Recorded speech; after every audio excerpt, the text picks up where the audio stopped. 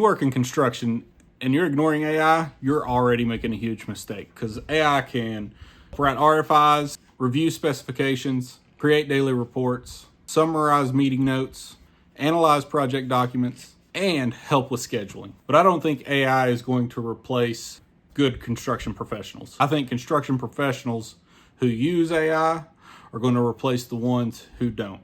Let me show you what I mean. Think about how much information is on a construction project.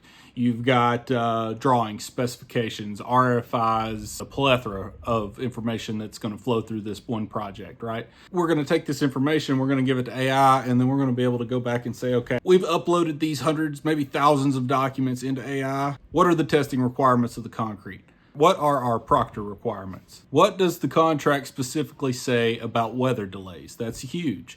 That way you're spending, 30 minutes of your time looking this up, maybe 15 minutes of your time looking this up because you use Bluebeam or something like that, right? And this, you just go to your AI folder. What does the specifications state about weather delays? Boom, it's right there. It brings it up. What page, where it's at, click on it, open it up, verify it's there. That's a big deal. And if you're able to multiply that across multiple projects at the same time, that's hours a week saved. Now, let's take RFIs. You could find a conflict between your mechanical and your structural details, elevations of ductwork versus elevations of sprinklers. That's a typical one that you run into. Instead of starting a blank RFI and starting from scratch, you could just go into your AI and say, there's a conflict here, begin the RFI process, and it might point out a few things you didn't pick up on. Drafting RFIs. That's one thing that AI is going to be great with, and it's something I use on a daily basis. Let's get away from the field for a second. Let's look at like project management and scheduling uses for AI. I think project managers are really the big winners with this AI so far. Meeting minutes, owner updates, change order narratives, scope comparisons, subcontractor follow-ups, scheduling narratives. Taking a pile of meeting notes and drafting them all into one and telling me what decisions were made, who owes what, and where we're at in the project could affect the schedule. With scheduling, I wouldn't blindly let AI build a schedule and just roll with it. I would take the time to verify everything's correct, play out the project, because a lot of things I notice are it gives it to you in waves. It doesn't set it to you exactly like you would build a project from the ground up, but it helps you get there faster. Really, three things, in my opinion, that AI cannot replace. And that's going to be the judgment, that's going to be the experience, relationships, and the leadership that you're going to bring to the job site. AI is not going to replace that. AI is not going to be able to have that relationship where you're able to work with a sub to get something done and make sure that everybody's happy at the end of the day. It's scratch my back, I'll scratch yours type thing. AI is not going to have that. It's knowing when a subcontractor gives you a schedule that it's a realistic schedule, that they can meet that goal. AI is not going to know that subcontractor. AI has never worked with that subcontractor before. And that's one of the things that that's why AI will never completely take it over, but it will be a managing tool for the workflow at that. It's getting 5 trades to work together when everybody thinks somebody else caused the problem. AI is not going to be able to do that. AI is direct and rude oftentimes in those cases. What AI won't have either is 20 years of field experience starting out. AI is young. We're a few years into this. We're at the starting point. It's going to get better.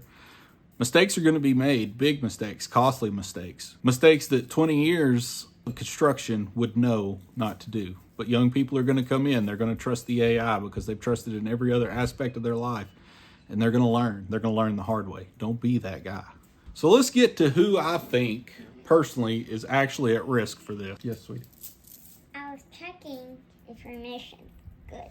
Okay. Looks good to me. So who's actually at risk for this?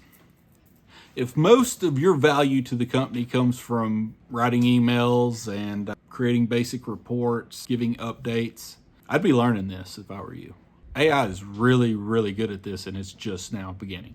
But if you understand construction and you solve problems, lead people, make great decisions, you don't have anything to worry about but you do need to be learning this technology because somebody out there is learning it right now, and they're going to figure out how to implement it in a supervision position in the field, and they're going to put you out of a job. Here's what I would start doing right now. I would start using AI in the field for one task only. Pick a task. If it's sending emails, if it's RFIs are huge. And being able to communicate with field guys to an architect or an engineer. That's one thing project managers are really good at, is speaking two languages. You speak the field language and you speak the office language, right? This kind of cuts the project manager out and saves him time. If I can create the RFI, send it on, and it's in a language that they understand, and it feeds it back to you in a language that you understand, it's a win-win. Use AI as your virtual assistant, as somebody that you can walk through and you can take pictures all day long and put them into a folder, and then it'll create you a daily report based on those pictures and what you've typed in verbally. AI is an assistant, it's not an authority. You're the authority. Always check AI before you send it on, because construction documents are legally binding documents. RFIs, everything, all of it. No matter how small, double check it. Make sure it's right. Can you finish? Mm-mm. I got a question. Okay. After this, are you going to play? Because mine already cleaned keyboard. Yes. So, in closing, AI is not coming to the construction industry. It's already here. It's your job to learn how to use it.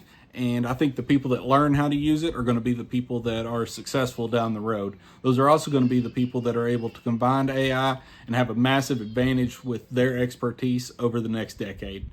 The real construction problem with AI is that people are going to trust it too much. Don't be that guy either.